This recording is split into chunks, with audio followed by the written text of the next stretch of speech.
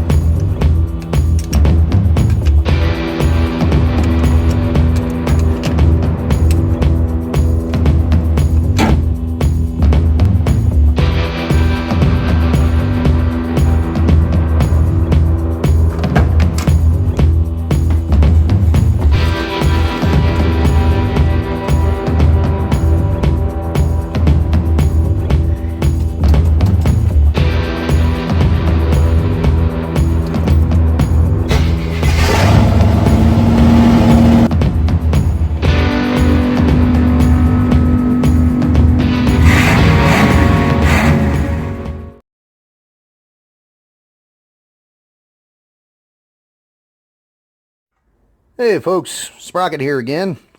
Wanted to show you this because I'm putting these heads back together, the ones that aren't cracked. Got them all cleaned up, except what I'm doing right now is I'm lapping in the valves. Wanted to make sure I showed you this. If you look right here, sorry about all the moving around, see this nice gray line? This is what it should look like all the way around when you get done lapping the valve in. This one here, I had to do some extra lapping in because I had a shiny spot right here, which meant the valve would not seal, which of course hurts compression, you know, it hurts power, all that happy stuff. Just wanted to make sure I showed you this because a lot of people don't cover that when they're talking about lapping in valves. So anyhow, that's about it for now. Alright folks, this is what I was talking about. I don't know how well you can see this, but you can see over here where it's still shiny, but over here it's gray. You want to make sure that this color is all the way around. This one here is going to require a little bit more lapping. It takes a little bit longer, a little bit more pressure, but like I said, you want to make sure that you got gray all the way around. Alright, so remember I was telling you about those torque to yield bolts? On these Chevys, you see how this has got a small head to it, right? The old bolts have that size head on them.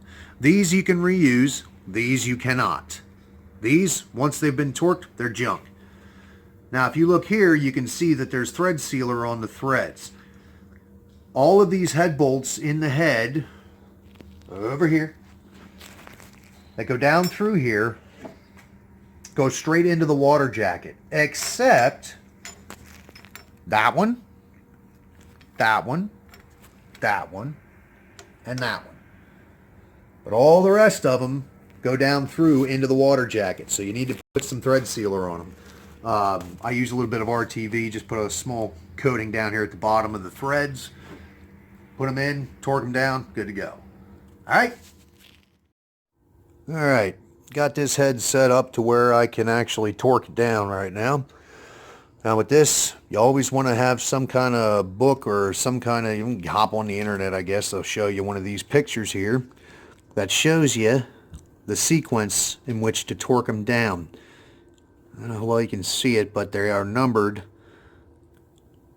in the correct order of which to torque them. Now I always step torque. I'll start off, do it in 3 steps. Torque for these is 65 foot-pounds. So I started at 30 and then I'm going to go up to 50 and then 65. But again, you want to make sure you follow this sequence. That's to make sure it torques down evenly and doesn't cause any warping issues. Alright? Alright, well hey, heads are torqued on. It's actually starting to look like an engine again. If you're wondering what those big old long studs are sticking out the front of the heads, those are for the accessory brackets. Those things right there. Boop, boop. That thing. That one's the power steering side. That's the driver's side, but I'm not going to be putting that on because the other ones are still on the engine that's in the truck. Well, that was in the truck, so I believe all that stuff is still with the truck over at my dad's house. So Only a couple other things to put on this thing. Oil filter adapter, oil filter, water pump, and then pretty much prime the system, make sure that the oil is flowing up through the heads. Oh, almost forgot. The lifters and the spider, they got to go in. And then this thing is ready to get out of here. So, yeah, push rods, but I'm not setting the valve timing and everything. No, not yet. Not yet. Eventually. Yet. Anyway, that's the wife, by the way. Way back there. So, that's it for tonight. Have a good one.